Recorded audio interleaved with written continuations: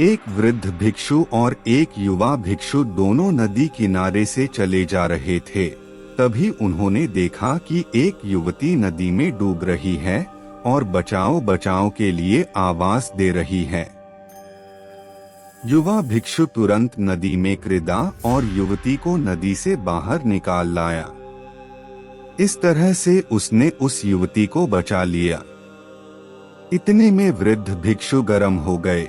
अरे, तुमने उस महिला को छू लिया।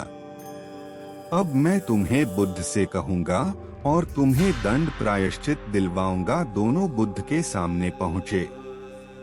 वृद्ध भिक्षु ने कहा, भंते, इसको दंड मिलना चाहिए। बुद्ध ने पूछा, क्यों?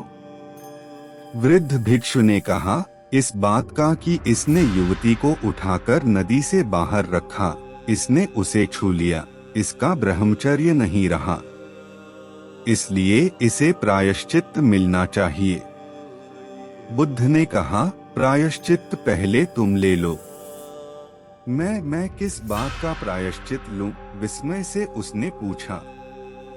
बुद्ध ने कहा, इसने तो उस महिला को उठाकर वहां ही रख दिया, पर तुम तो उसे अपने मानस में उठाकर यहाँ तक ले आए। तुम्हारे मन में अभी भी यह है, तुम इतनी देर से उसे ढो रहे हो, इसने तो वहां रखा और भूल भी गया। सुनो, मैं तुम्हें परिणामों की निर्मलता के लिए यह 4 उपाय बताता हूँ।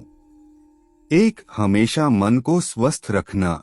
दूसरों के बारे में विकृत नहीं करना। 2. इंद्रियों पर विजय प्राप्त करना। 3. अच्छी संगति में रहना। 4. प्रार्थना करना।